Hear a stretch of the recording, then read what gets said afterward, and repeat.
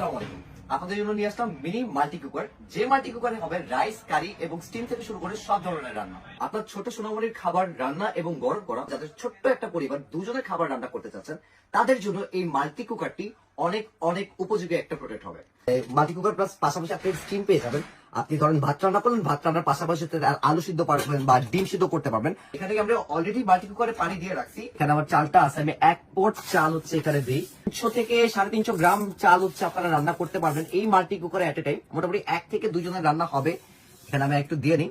দেওয়ার পর আমি উপরে জাস্ট আমার স্টিমটা দিয়ে দিলাম। এই যে আমার স্টিমটা বসালাম এবং আমি এখানে হচ্ছে 2টা ডিম সিদ্ধ, যেহেতু আমি 2 জনের খাবার রান্না করতেছি, আমি একটা এবং আরেকটা ডিম সিদ্ধ দিয়ে দিলাম, যাতে একই সাথে ভাত এবং ডিম আমার দুইটাই একসাথে যেন সিদ্ধ হয়ে যায়। এবং আমি উপরে সিম্পলি ঢাকনাটা বসাই দিলাম।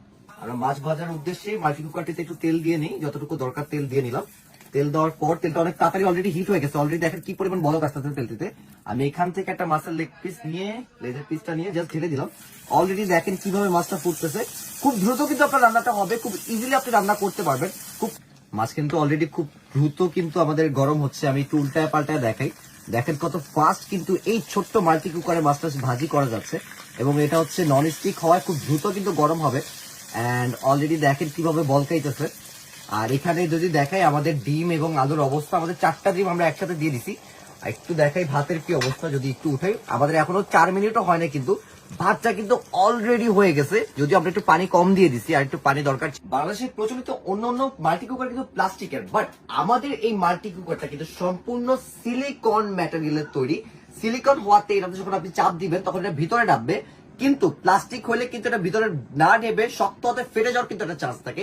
এটা সম্পূর্ণ সিলিকন বডি হওয়ায় এটাতে রিস্ক থাকার কোনো অপশন নেই। আমি চাইলে হাতে নিয়ে বা কোলে নিয়ে আমি রান্না করতে পারবো। শর্ট সার্কিট বা বৈদ্যুতিক কোনো শর্ট হওয়ার কোনো কিন্তু সুযোগ নেই। মাল্টি কুকারের ভিতরটা কিন্তু সম্পূর্ণ নন স্টিক কোটেড, সেই ক্ষেত্রে আপনি অল্প তেলে কিন্তু অনেক রান্না করতে পারবেন।